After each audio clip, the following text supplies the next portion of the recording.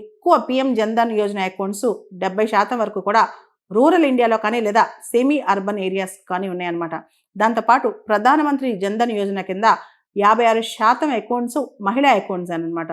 మహిళలు కానీ under privilege sections కానీ ఎవరైతే అట్టడుగు స్థాయిలో ఉన్నారో వాళ్ళందరినీ కూడా ఫినాన్షియల్ ఇంక్లూజన్ కోసం తీసుకొచ్చిన పథకం అనమాట ఇది 11 సంవత్సరాల నుంచి అత్యద్భుతమైన సక్సెస్ తో ముందుకు సాగుతుందని చెప్పొచ్చు అనమాట.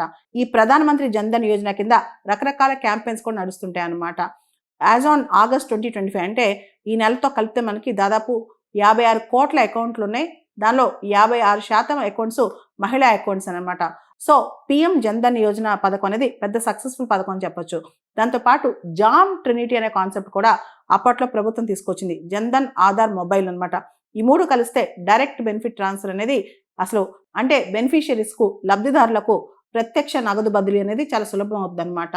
అండ్ పిఎం జన్ధన్ యోజన కింద మైక్రో ఇన్సూరెన్స్ కావచ్చు, పెన్షన్ కవరేజ్ కావచ్చు, ఓవర్ డ్రాఫ్ట్ ఫెసిలిటీ ఎవరైతే అకౌంట్ని ప్రాపర్గా నడిపించారో వాళ్ళకి 10,000 రూపాయల ఓవర్ డ్రాఫ్ట్ ఫెసిలిటీ కావచ్చు, తర్వాత యాక్సిడెంట్ ఇన్సూరెన్స్ 2 లక్షల రూపాయల యాక్సిడెంట్ ఇన్సూరెన్స్ కావచ్చు, ఇవన్నీ కూడా పిఎం జన్ధన్ యోజన వల్ల బెనిఫిట్స్ అనమాట.